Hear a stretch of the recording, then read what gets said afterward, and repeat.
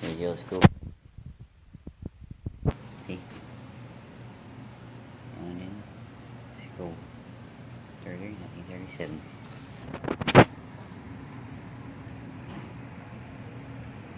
It's basically the same shape the new building is nowadays. Pull this out. And it's right in here where the explosion started. It caused everything. That's because it was on in the basement. And over there is where the explosion started and it spread like that. And the dress is recovered from in there. Oh, school desk and chalkboard. Let's go over here. Section where my dad has put some of the stuff in here. Some of the stuff that's in this here actually came from my family. My dad dedicated it in here. Some of this stuff over here, my dad brought in here. Like that right there. That, a couple of those came from my dad.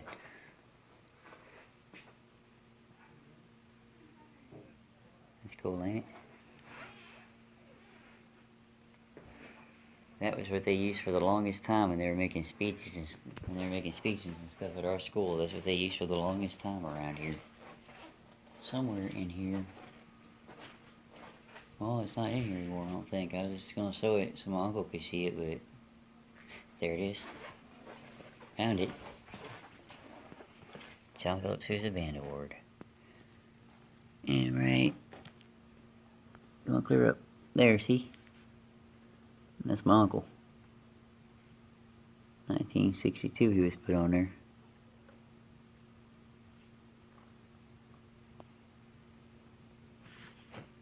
Sandra Wood, I probably know her.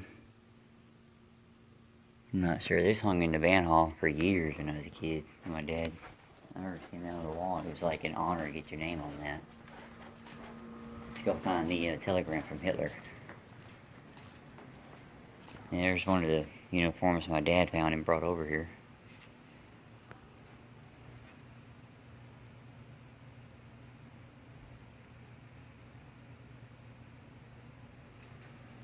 That's a picture it's referring to.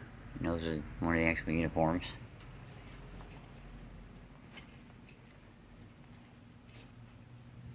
Look at that, y'all, a TV and a radio.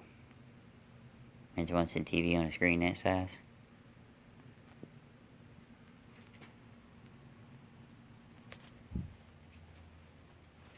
Oh, fountain.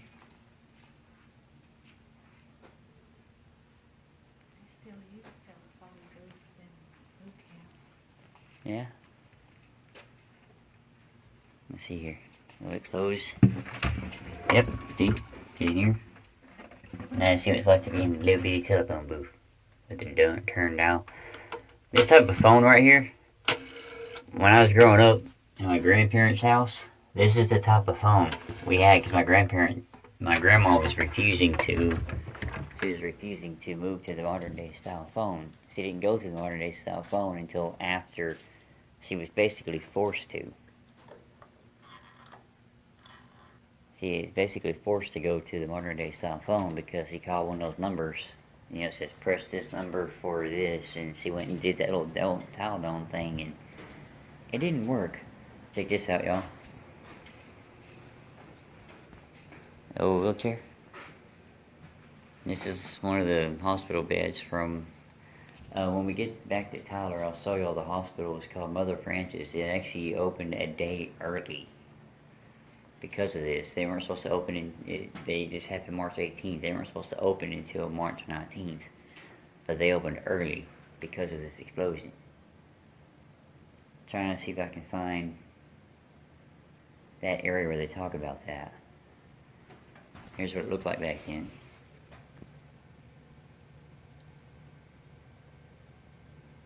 Here it said Mother Frances. That's how it looked back then. There it is.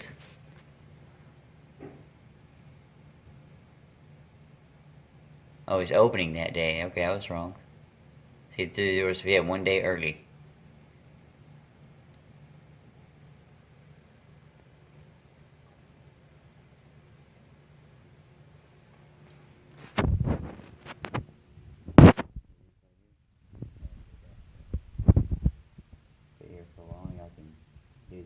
pause the video, read it for yourself. Let's go find that telegram from Hitler. Well, it's a copy of it. The actual telegram, I'm not sure what happened to it because it ain't in here anymore.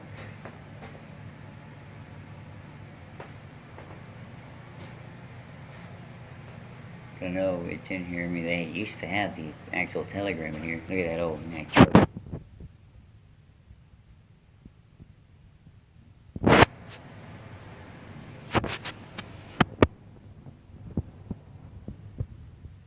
we gotta read this too for yourself.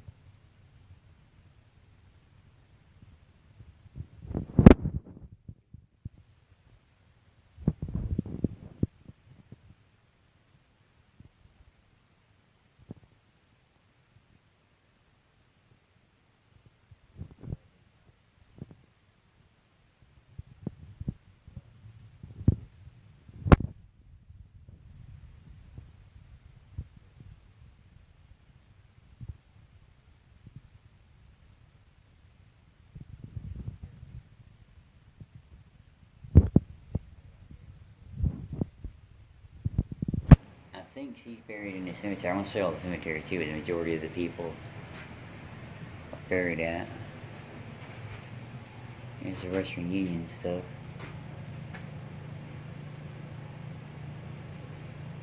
Grant, Oklahoma. Here it is. Boom. See right there. Adolf Hitler.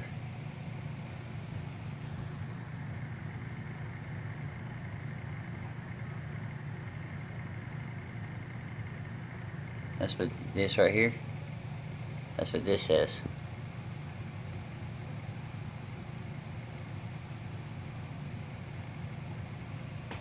That's the aftermath of it. The only thing that was standing, that building y'all see over there, that is all that was standing after that. There's the backside of it. Look at that, 4,000 pounds of rock. Now with the Dallas Times-Herald, Felix McKnight was working the Associated Press desk in Dallas that Thursday. Well, I recall a scene I'll never forget. I've seen it 1,000 times in nightmares. They were using peach baskets, and they were literally trying to tear that building down by hand.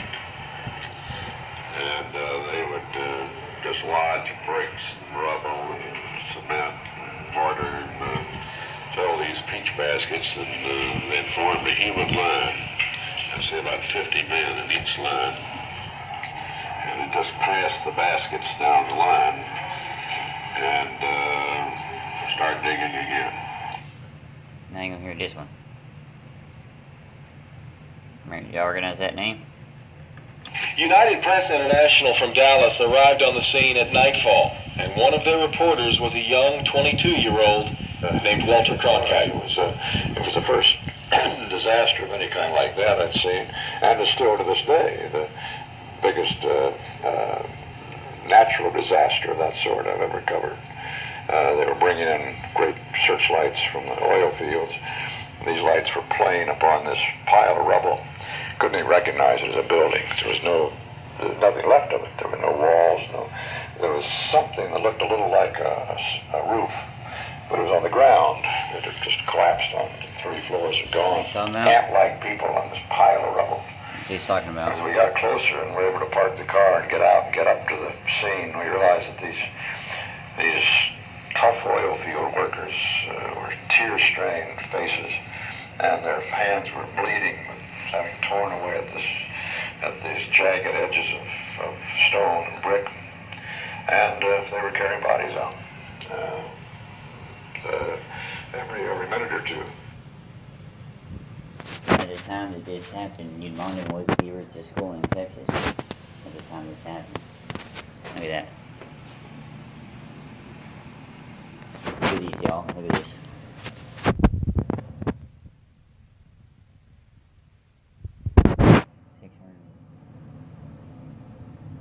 Bodies recovered.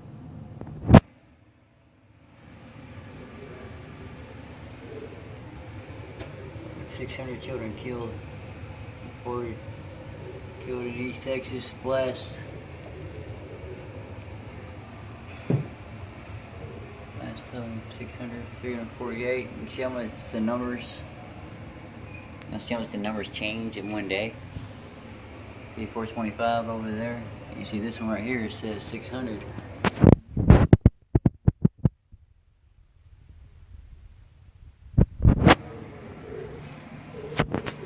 Tells you the magnitude of this, and like I said, before this happened, natural gas didn't have a smell. This is the reason why. See right here. Gas line school, where the explosion started. The auditorium, all the classrooms.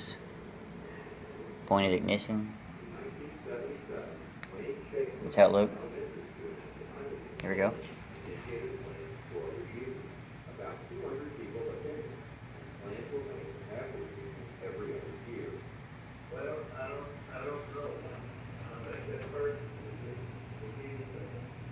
This one.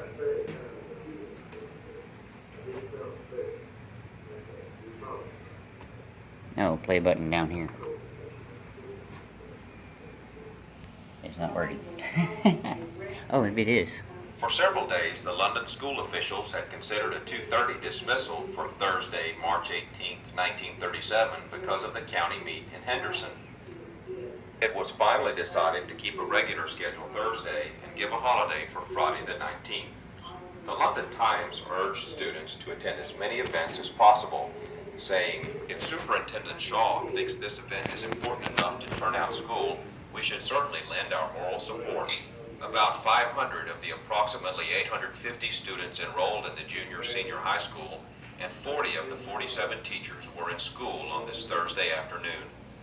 In the high school building, 6th grader Zana Jo Curry went to the front of the room to give her book report on Washington Irving's Rip Van Winkle. 11-year-old Jimmy Crumbley was cleaning the blackboard in Miss Bell's room. And in the shop class, Mr. Butler was almost ready to test the sander he had been repairing. In the high school gym, about 50 PTA members were gathered for the monthly meeting of the PTA. Elementary students were to perform dances for the parents. Ordinarily, the PTA met in the auditorium, but because of the dances, the meeting was moved to the gym. As the day was drawing to a close, there was not a hint of the gas that had accumulated in the crawl space beneath the building. The buses awaited the 3:25 bell. At 3 o'clock, the PTA program began. The second graders led off the dances with the Indian dance, followed by the third and fourth graders in the Spanish dance and the minuet, and then the grand finale, the Mexican hat dance.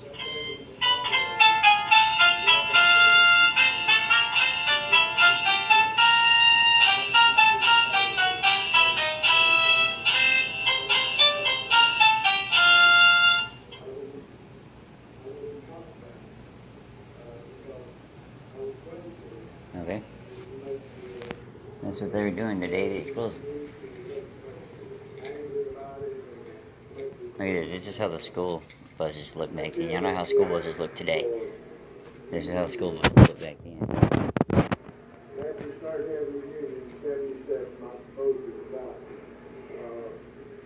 The day the explosion happened. See, here's pictures of them. That's how our school buses look. In 1998, the London Museum opened, and the dream of Molly Ward, an elementary student at the time of the explosion, became a reality. It makes a wonderful place. Can you imagine riding on a school bus looking like that?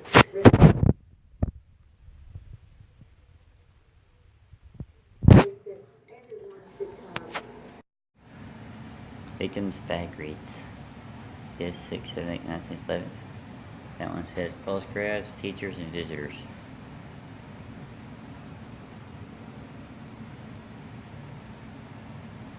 Oh, there you go. Now you're recording. This is a memorial they built. It's got this. One of them.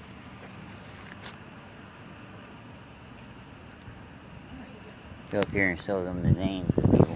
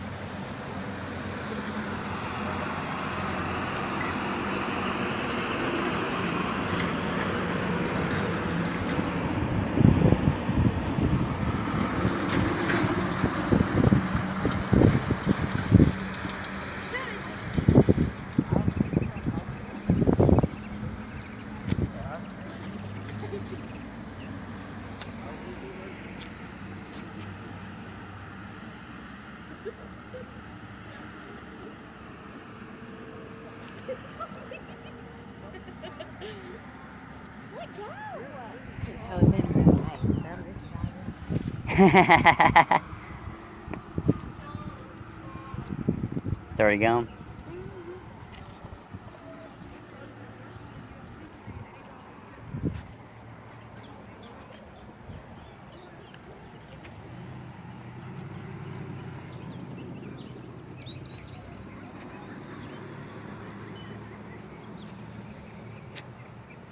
They're one of our cousins.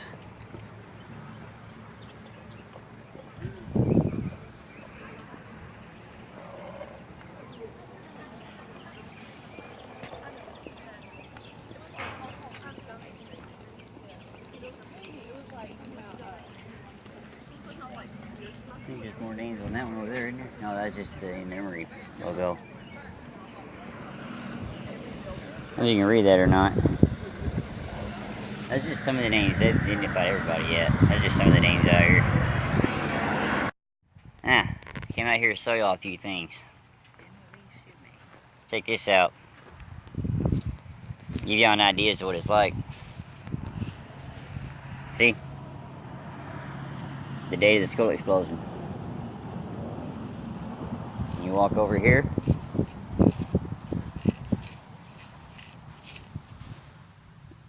Another one. Let's go see what else we can find. Now while I'm looking for more, I just remembered there's a story. This is a true story too. There's a kid that got, he was a Boy Scout. I don't remember his name. He's buried somewhere in here. There's a kid that his clothes got blown off in their school explosion, and he ran to his house naked. I mean, he literally ran down the road butt naked.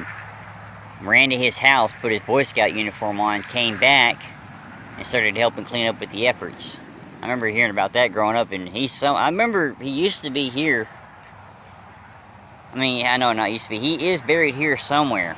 I just don't know exactly where in this cemetery he is. I need to figure out what his name so I know where he's buried at out here.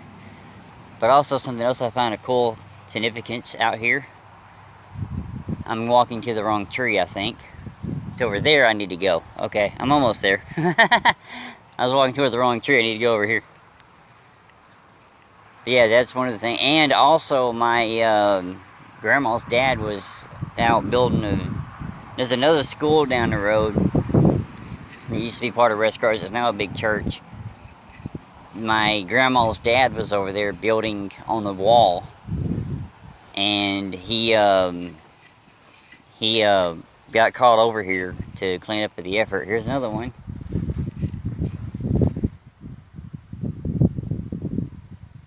You can find a few more while I'm looking at this. I'll show you this over here too. I found this cool over here because where I'm at right now, I know a lot of the school explosion victims are buried here, but also this is my family side of the cemetery. I mean, my dad's side of the family is cemetery. This is where my dad's side of the family is buried at, the majority of them. One of the first graves actually is my great-great-grandparents right back here. I'll show you all that while I'm here. But look at this. First two graves ever in this cemetery is here and here. I'll show you how old they are. Look at that.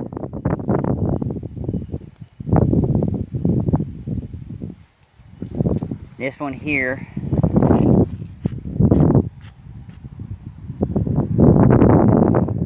this one was buried in 17, no wait, those are over there. Okay, these are the two that are, okay, these are the two that Republic of Texas. Over here are the original graves at the cemetery. This one and this one are the original graves of the cemetery right here. These are the original graves of the cemetery. This one died 1856, born in they were born in 1765, died 1856, buried right here. This one was born in 1775, died in 1868. Smith, Mary Smith, and this is, both of these are family members to me. We've done research and we know that both of these are the family members to me. But these are the original graves that started the cemetery right here. Right over there, somewhere. Over there somewhere is my great-great-grandparents. Let's go find them and show them to you. Their headstone really needs to be cleaned. That I know. Then I'll show you my dad's parents back there. Then I'll take you back there and show you something else that I find interesting. It's also connected to the school explosion in the area. This vlog's going to be a little longer than normal because this one actually I'll turn it to like a small documentary. So yeah, it will be longer than normal. There they are. There's my great-great-grandparents right there. Can't remember if they say great-great or great. I think it's great-great. Either way, some of my grandparents right here. Now I know it needs to be cleaned badly. She was born 1865, died 1933, 1847, 1954. And that's my last name. Musa is how you said her name. That's how they said you pronounce it, was Musa. Yeah, those are my great-great-grandparents. So I'm going to go over here and show y'all my grandparents and see if I can't find any more of them graves for y'all too. You know, this is where a lot of the victims were buried at, in this cemetery. There's a lot more over there too. My grandparents are buried at. I might go by there on the way back to Tyler and show y'all.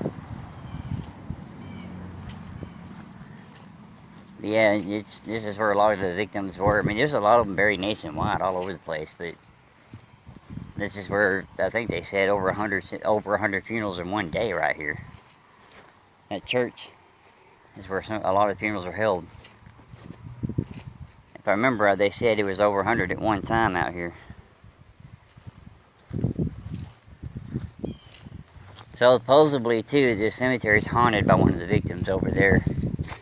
By them trees right over there. Supposedly you come out here, you'll see a little boy dressed up with a little hat and overalls. And he's supposedly one of the victims of the explosion.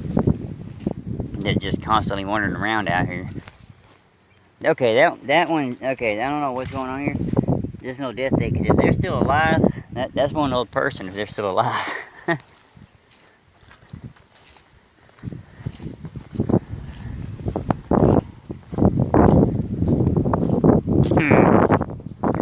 Let me pause this while I look for more.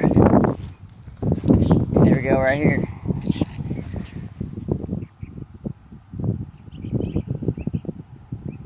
And over here.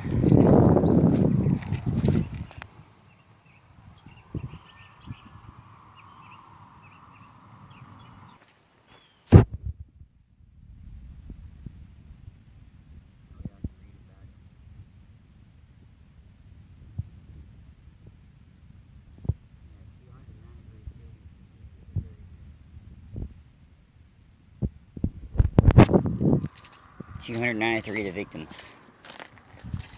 In fact, I found another one right there. That sign tells you the people buried here.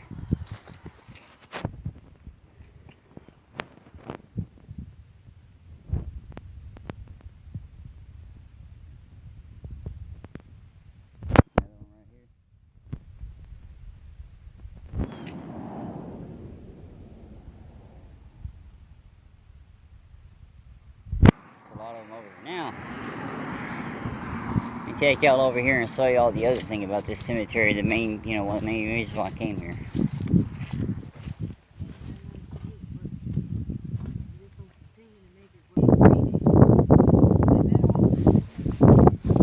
Yep. 2437. Here's my grandparents I never met. No, they ain't not. That's not my grandparents I never met. That's his brother. That's not them. Where are they at? Okay, Uncle Don Ray is over there. That's not them. That's my dad's brother's. My dad's brother.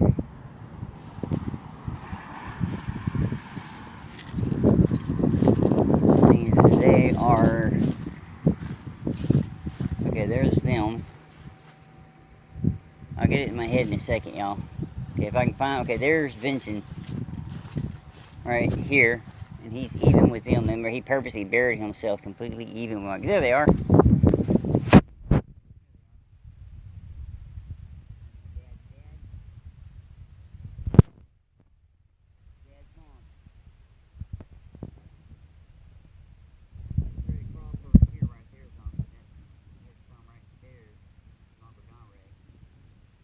I helped bury him and Uncle Melvin. Both of them are over there. But we're about to go right there. See that right there, how it kind of dips in right here? See how that right there kind of dips down a little bit and goes back up? They're trying to get a marker out here before these graves reach it, before they reach over here. Because where I'm standing at, right in here, you see how there's this little hill here? I know you can't tell on camera, but it kind of dips down right here. This is one of the roadways that the dump trucks brought in. Right here was a huge hole. There's several spots like right there where I'm standing. You can see there used to be a road right there and another one right here. That's where dump trucks came in and just dumped body parts, heads, legs, arms, anything that wasn't claimed to a body. Right here's where they're buried. They're trying to get a marker out here on it because this is a mass grave of unclaimed body parts from the school explosion. Like I said, you can tell right here was a road. Stopped right there. The hole is right there. This is another road stop right there. Another one right there. All the dump trucks came in and just dumped all the body parts that was unclaimed into that hole. I'm not sure if they're ever going to get the marker out here because they've been trying to get out here for a few years, but we'll see. If these over here reach them and start digging them up, we'll find out then. Well, while I was in the area, come out here and see my grandparents. Well, you know, visit my grandparents, the ones I actually grew up with. She's the grandma that died in my arms. In fact, she died in my arms right over there, where that tree is. Not that one, but not that one, but that one right there is the one we laid her against. But she was standing right there when she died in my arms, and we laid her against that tree after she passed.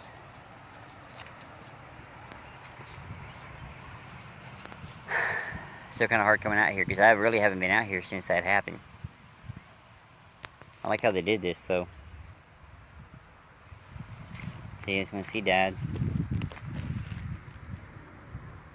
And then he died. He's a truck driver. That's what made me want to become a truck driver. She loved her angels. She got angel truck. But yeah, that tree right there is the one we laid her against the night she died, because she died right here in the cemetery in my arms. There's her sister, one of her nieces. I'll take y'all over here and show y'all the guy I'm named after. Me and my brother both are named after him. My name's Dean, his is Jesse. It's my mom's brother, oldest brother.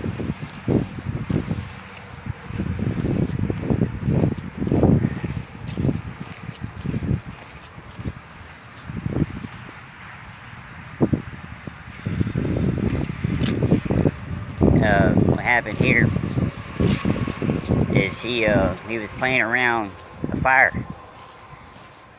and one of my uncles threw a can. He's still alive. He ain't died yet, but he was playing around the fire. See, Jesse Dean Cunningham. That's how I got my name. That one right there. That's my brother's name. This is mine.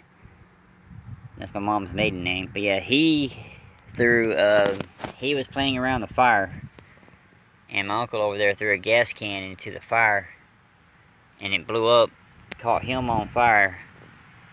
And they say he might have lived, but what killed him, you know, it's 1958, they weren't sure, you know, what to do about it. And they said what happened is they got him to the hospital, and the first thing they did was wrap him up like a mummy.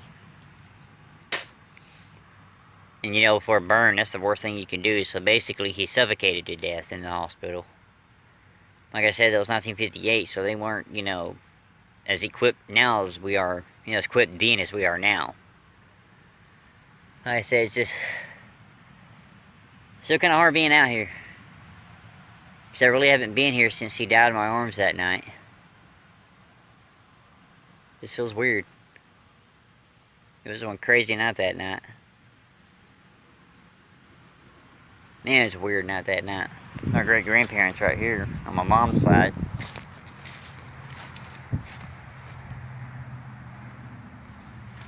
Of course, you know, I never met him because I was born in 1988. But I remember here. I remember the day we buried her, man. It was one cold day. And it was raining. It was cold. That's new. Rose Garden's new. But like I said, this is where Some of the school victims are buried here, actually.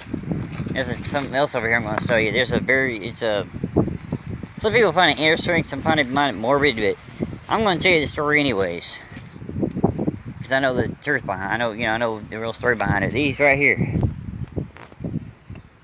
Notice something about this grave here.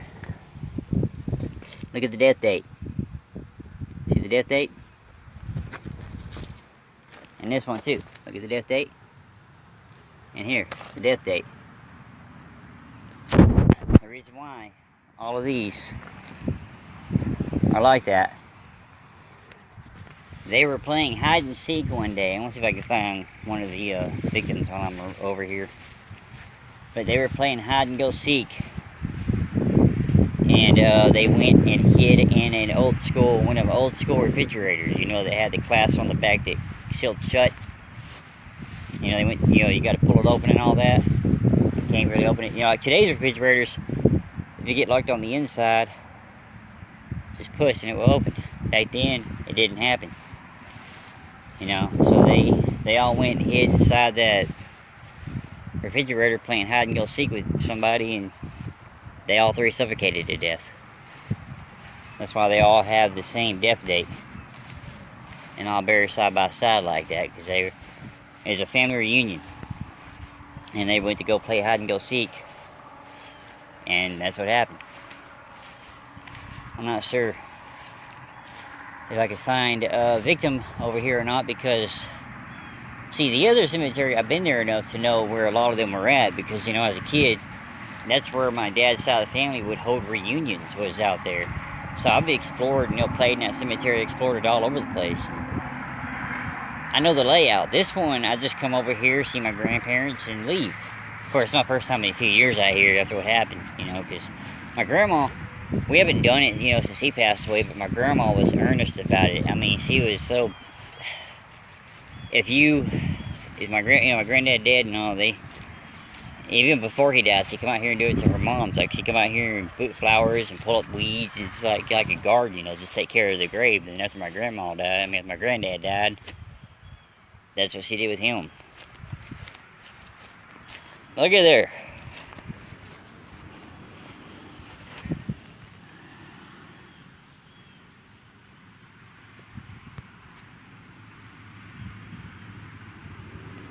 See, even over here. And I think we're like 30 miles from the school right now, 20 miles, something like that. No, we're about 20 miles from the school, maybe 30. Like I said, there's some people that are buried outside of state in different cemeteries. Oh, I see another one.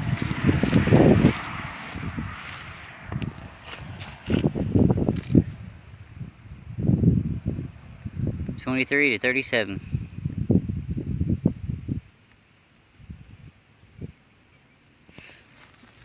Yeah, that kind of gives y'all an idea as to how big of a tragedy it was. When we get back to Tyler, I'm going to drive over there and show y'all the hospital. Where, the hospital that opened the doors a day early because of the tragedy. Now that I'm over here, I can point it out better. That tree right there.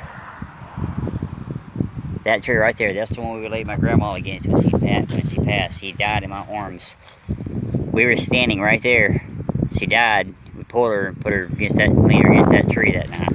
That's where they laid her up and started doing CPR on her. I knew she was gone because I felt her leave her body. I felt her leave. I felt her soul leave her body, but, I don't know why I'm walking over here, but I am. Yeah, we were standing right there when she died, and I grabbed her, and for some reason, I don't know why, but I drug her and leaned her against this tree right here. So when I laid her down, she was laying like that, with her head here, body coming out this way, because we were standing here when she died. For some reason, I pulled her and laid her on that tree right there. I don't even know why I pulled her that way and laid her up like that. Because, I put her in kind of the sitting up position against the tree, and my aunt and cousin is a medic, pulled her down, laid her out, and started doing the CPR. So I knew she was gone. I knew she was already gone at that point, but they, you know, they kind of, it's like they knew too. They're just denying it at that moment, you know. You know, we couldn't confirm her death until we got to the hospital, and Justice of Peace did it. But still, one more stop and this documentary thing will be done. See y'all later. Well, I'm back at the hotel. I completely forgot to stop by the hospital and show y'all that part. It's okay. Might find a way to include a picture of it somehow. DNA now.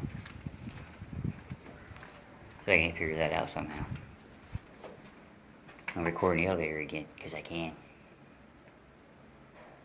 Anyone want to see the same elevator or a different one? I think I've seen both of them though. Well, today it's going to be this one. And the door's eyes open. Kind of awkward if someone's in here with me. Like, hey, how you doing? Ready to see? Elevator. Door closing. Yeah. Huh. It's like the voice changes completely. But yeah, I forgot to record the hospital. But I hope y'all enjoyed it. More coming at you later.